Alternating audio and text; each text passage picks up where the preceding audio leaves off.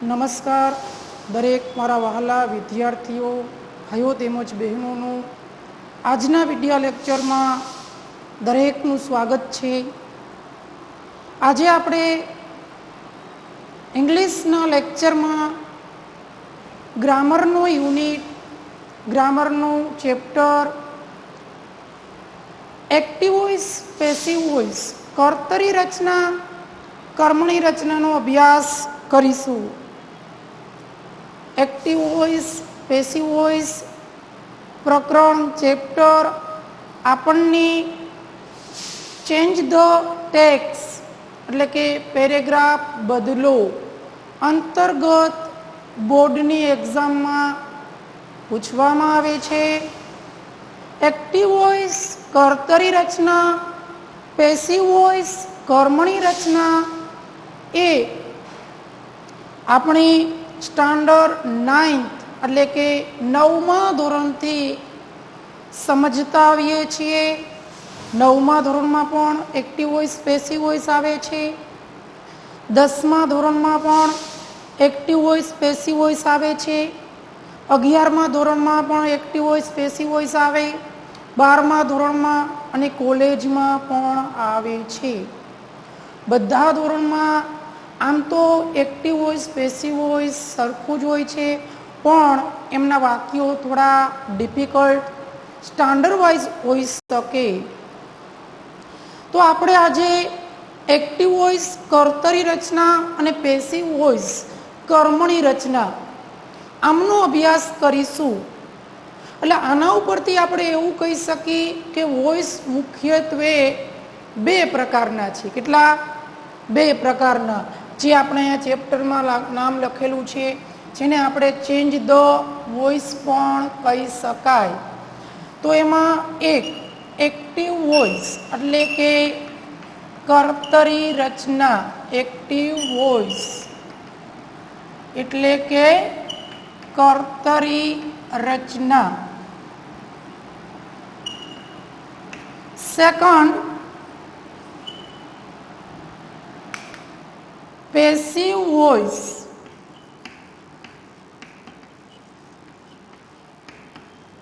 એટલે કે કર્મણી રચના.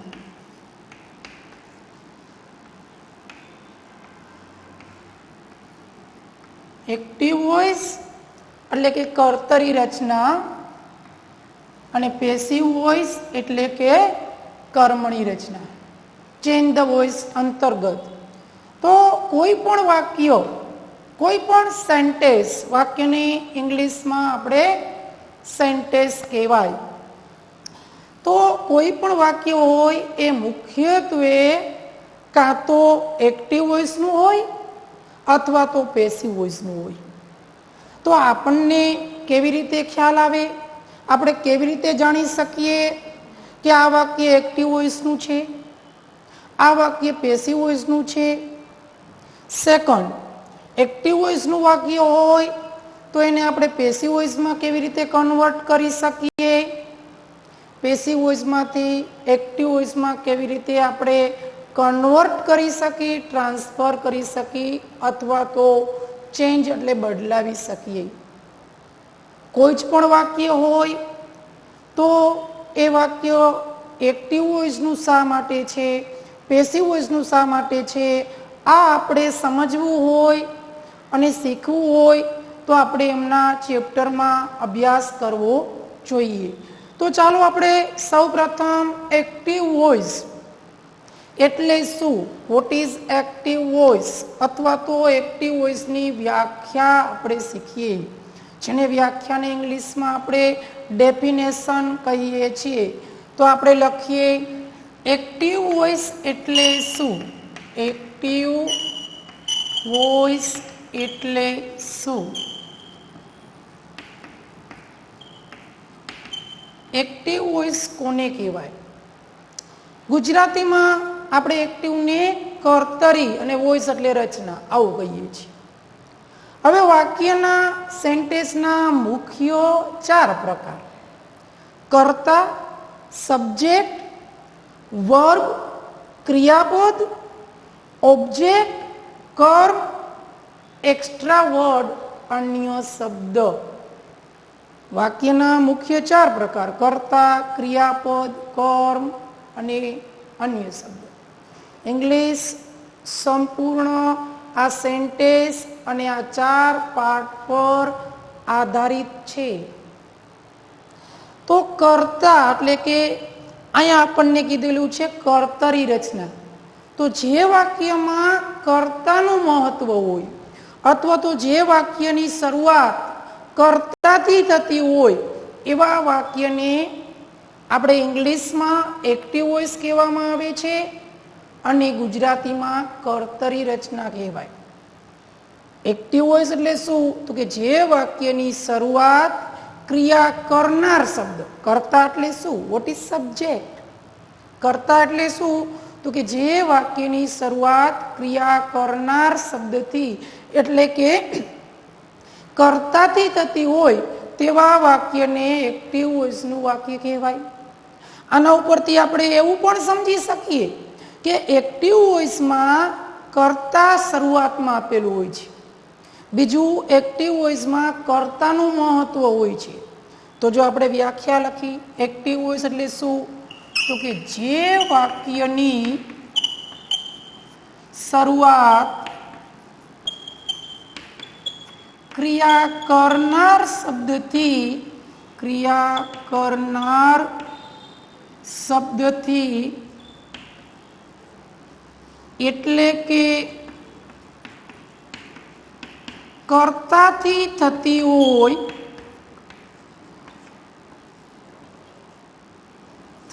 હોય તેવા વાક્યની એક્ટિવ વોઇસ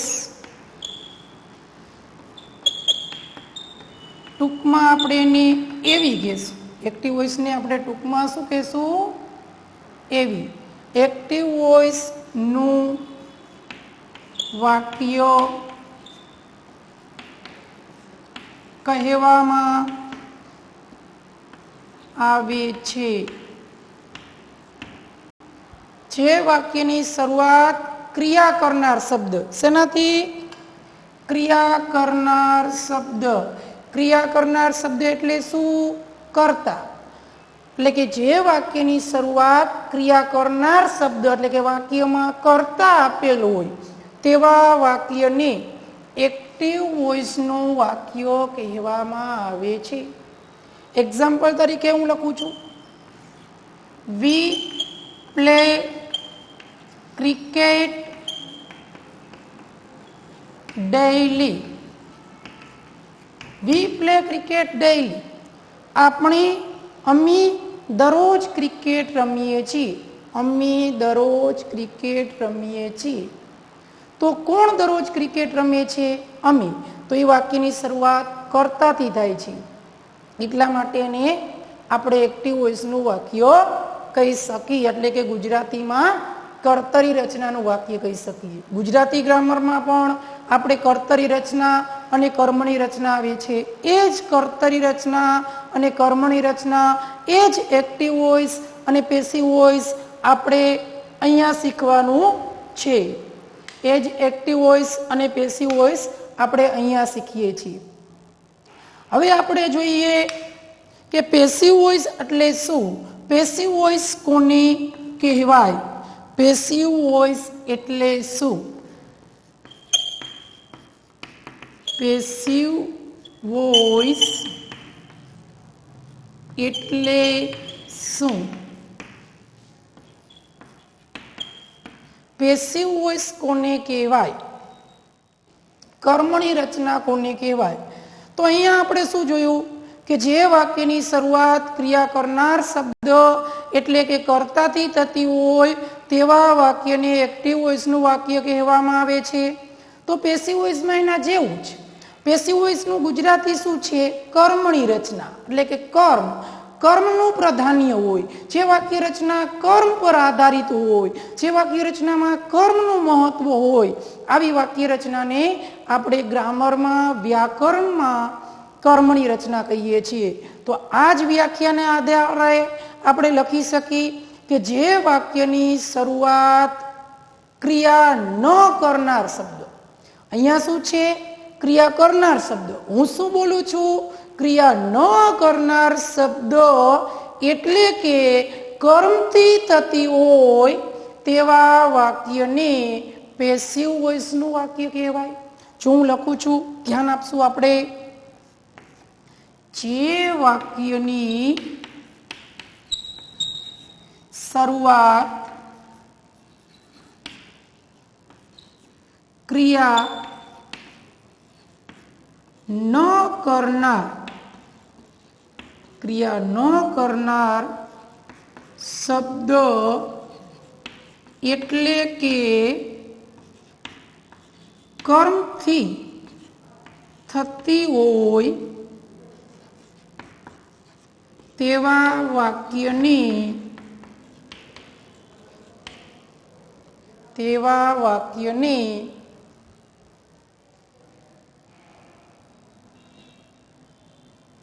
પેસિવ વોઇસ, ટૂંકમાં પીવી નું વાક્ય કહેવામાં આવે છે. શું લખ્યું? જો આપણે ફરી સમજીએ, જે વાક્યની શરૂઆત ક્રિયા ન કરનાર શબ્દ એટલે કે કર્મ, શું? ક્રિયા ન કરનાર શબ્દ એટલે કે કર્મથી થતી હોય તેવા વાક્યને પેસિવ વોઇસ, ટૂંકમાં પીવીનું વાક્ય કહેવામાં આવે છે. તેવા વાક્યને પેસિવ વોઇસનું વાક્ય કહેવામાં આવે છે. આ જ વાક્ય છે, એને જો હું આ રીતે લખું છું, એમનું પેસિવમાં ફેરવું છું, ધ્યાન દેજો. અહીંયા શું છે? We play cricket daily. આપણે દરરોજ ક્રિકેટ રમીએ છીએ. તો આને પેસિવમાં રૂપાંતર કરવું હોય તો આ રીતે થશે. Cricket is played by us daily. Cricket is played by us daily. Cricket અમારા દ્વારા દરરોજ રમાય છે અથવા તો રમવામાં આવે છે. તો આ વાક્યની શરૂઆત શેનાથી થાય? વી એટલે અમે અથવા આપણે. કોણ દરરોજ ક્રિકેટ રમે છે? તો કે અમે. એટલે વાક્યની શરૂઆત શેનાથી થાય? સબ્જેક્ટ, કર્તાથી. ઓકે, અહીંયા જોવો જોઈએ, cricket is played by us daily. Cricket અમારા દ્વારા દરરોજ રમાય છે, અથવા ગુજરાતીમાં અમે બોલો તો ચાલે કે ક્રિકેટ અમારા દ્વારા દરરોજ રમવામાં આવે છે. તો આ વાક્યની શરૂઆત શેનાથી થાય? ક્રિકેટ. શું દરરોજ રમવામાં આવે છે? શું દરરોજ રમાય છે? તો કે ક્રિકેટ. તો ક્રિકેટ ક્રિયા કરનાર શબ્દ નથી. ક્રિકેટ રમવાની ક્રિયા કરે? ના, ક્રિકેટ રમવાની ક્રિયા કરી શકે નહીં. અહીંયા બી ક્રિયા કરી શકે, કર્તાથી શરૂઆત થાય છે એટલે એક્ટિવ વોઇસનું. અહીંયા કર્મથી શરૂઆત થાય છે એટલે પેસિવ વોઇસનું. તો આ બે વ્યાખ્યા ઉપરથી આપણે એટલું સમજવાનું છે. ફરીથી એકવાર રિપીટ કરીએ કે કોઈ પણ વાક્ય, એની સેન્ટેન્સ, કોઈ પણ વાક્ય હોય તો એના મુખ્ય બે પ્રકાર હોય. એક એક્ટિવ વોઇસ એટલે કે કર્તરી રચના, અને પેસિવ વોઇસ એટલે કે કર્મણી રચના. હવે આપણે એમની વ્યાખ્યા એટલે કે ડેફિનેશન સમજવી હોય તો આપણે આ રીતે કહી શકીએ કે જે વાક્યની શરૂઆત ક્રિયા કરનાર શબ્દથી એટલે કે કર્તાથી થતી હોય તેવા વાક્યને એક્ટિવ વોઇસ, ગુજરાતીમાં કર્તરી રચનાનું વાક્ય કહેવાય. સેકન્ડ, પેસિવ વોઇસ એટલે શું? જે વાક્યની શરૂઆત ક્રિયા ન કરનાર શબ્દ એટલે કે કર્મથી થતી હોય તેવા વાક્યને પેસિવ વોઇસ, કર્મણી રચના, ટૂંકમાં પીવીનું વાક્ય કહેવામાં આવે છે. તેવા વાક્યને પીવીનું વાક્ય કહેવામાં આવે છે. અહીંયા વાક્યની અથવા તો વાક્યની. રેડી? તો આપણે એક્ટિવ વોઇસ, પેસિવ વોઇસ સમજ્યા. હવે એક બીજો પણ પ્રશ્ન થાય. આ તો આપણે વ્યાખ્યા સમજ્યા, એમની જે ડેફિનેશન છે એ સમજ્યા, પણ આપણે ઇંગ્લિશમાં ઝડપથી આપેલું વાક્ય એક્ટિવ વોઇસનું છે અથવા તો પેસિવ વોઇસનું છે એ ઓળખવું હોય તો આપણને કેમ ખ્યાલ આવે? આપણે કેવી રીતે કહી શકીએ કે આ વાક્ય એક્ટિવ વોઇસનું છે અથવા તો આ વાક્ય પેસિવ વોઇસનું છે? એવું આપણે ઝડપથી, સ્પીડીલી, ટૂંકમાં શોર્ટકટથી કેવી રીતે જાણી શકીએ? તો ચાલો આપણે એ જોઈએ કે એક્ટિવ વોઇસ કે પેસિવ વોઇસના વાક્યની સ્પીડીલી, ઝડપથી આપણને કેવી રીતે ખ્યાલ આવે? આપણે લેસન સમજતા હોય, ઇંગ્લિશ વાંચતા હોય તો બધા વાક્યનું આપણે ગુજરાતી કરી શકીએ નહીં.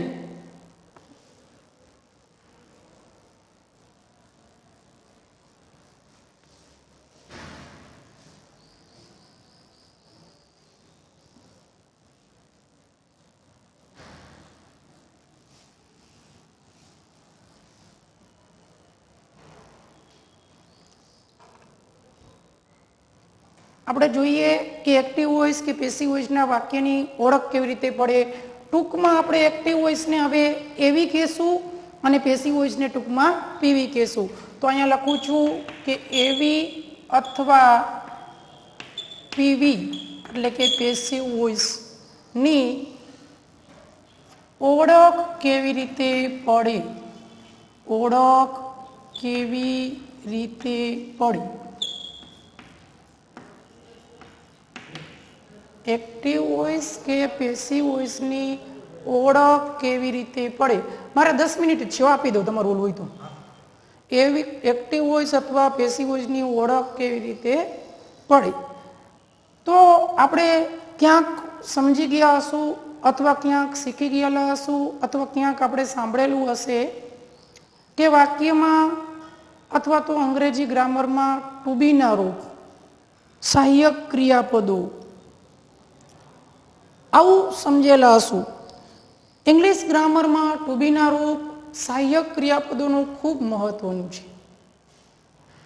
આપણામાંથી ઘણા બધા વિદ્યાર્થીઓ ટુ બીના રૂપ કયા અને કેટલા છે એ જાણતા નથી.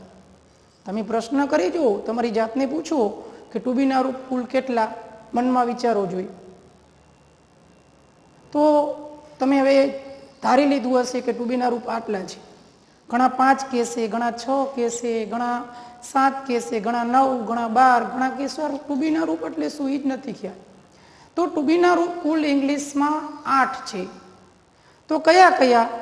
તો કે એમ, ઇઝ, આર. હા, તો અમે સર પ્રાથમિકમાં શીખી ગયા છીએ. એમ, ઇઝ, આર, વોઝ, વેર આપણે આ પ્રાથમિકમાં શીખી ગયેલા છીએ. એમ, ઇઝ, આર, વોઝ, વેર આ 8 ટુ બીના રૂપથી તો પરિચિત છે. ત્યાર પછી કયા ટુ બીના રૂપ કોઈને ખ્યાલ છે? વિચારો જોઈએ, થિંક કરો જોઈએ તો નહીં ખ્યાલ હોય. ઘણા સેલ કહેશે, ઘણા વિલ કહેશે. સેલ, વિલ ટુ બીના રૂપ નથી. તો શું છે? સેલ, વિલ તો સહાયક ક્રિયાપદ છે.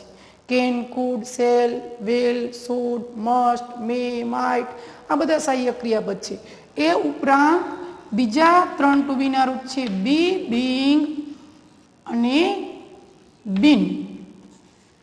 ઇંગ્લિશમાં 8 ટુ બીના રૂપ છે. કેટલા? 8. Am, is, are, was, were, be, being અને બીન.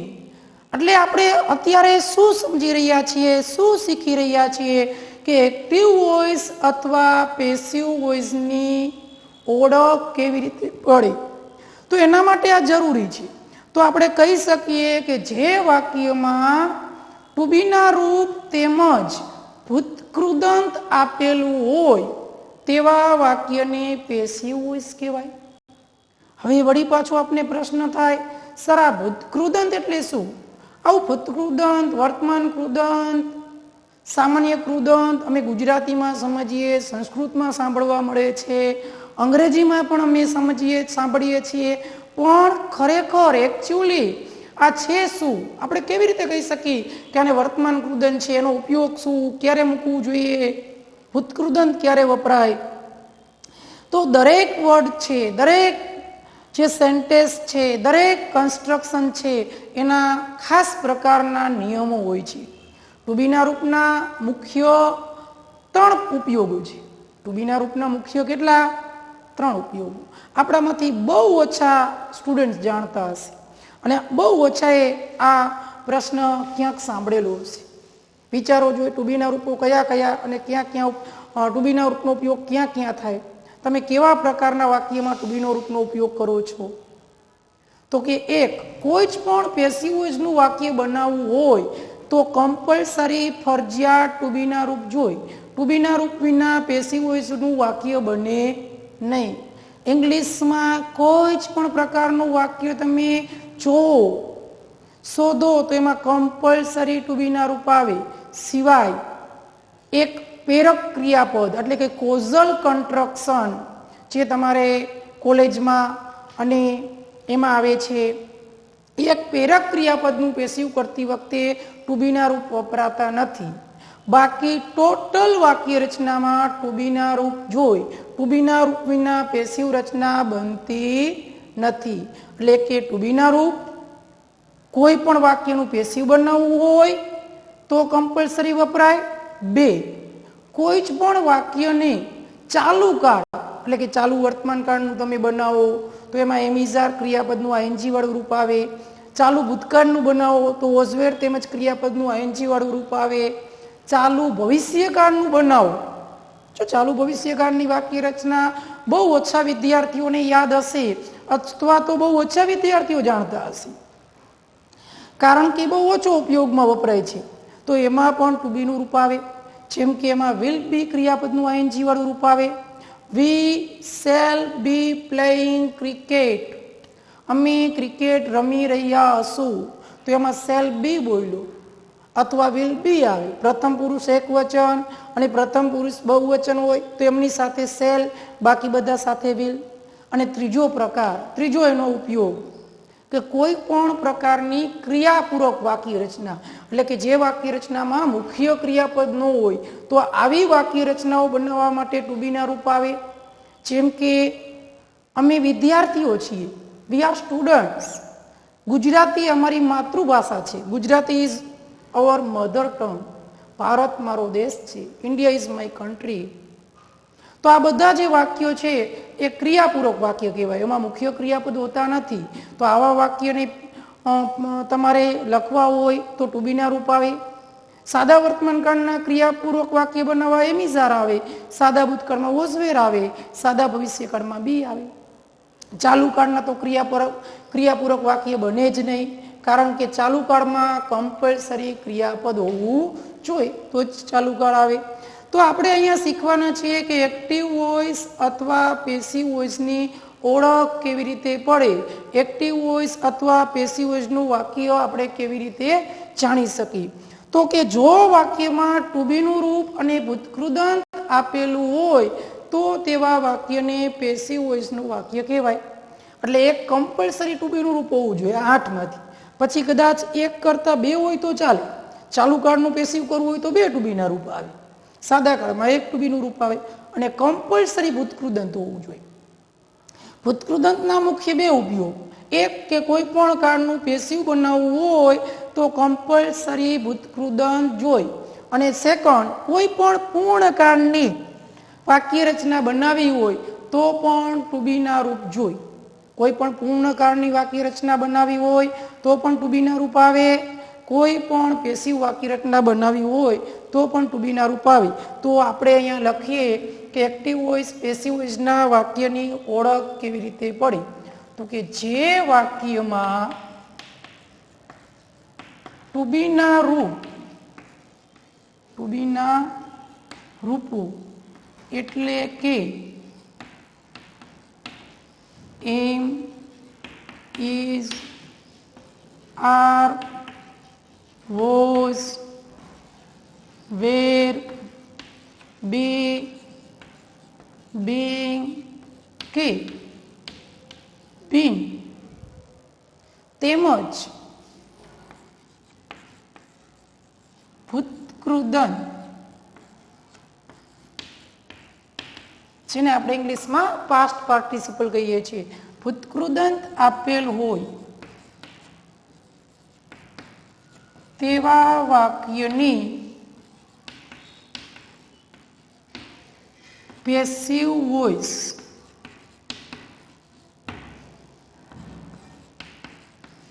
ટૂંકમાં પીવી નું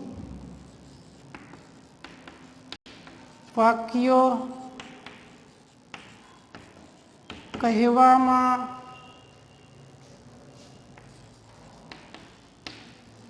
આવે છે. પેસિવ વોઇસ એટલે કે પીવી નું વાક્ય કહેવામાં આવે છે. શું લખવું?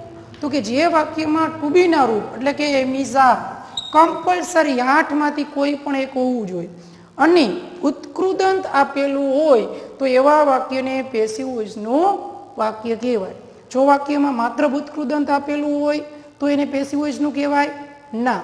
માત્ર ટુ બી ના રૂપ હોય અને ઉત્કૃદંત આપેલું ન હોય તો એને પેસિવ વોઇસનું કહેવાય ના. તો કેવા વાક્યને પેસિવ વોઇસનું કહેવાય?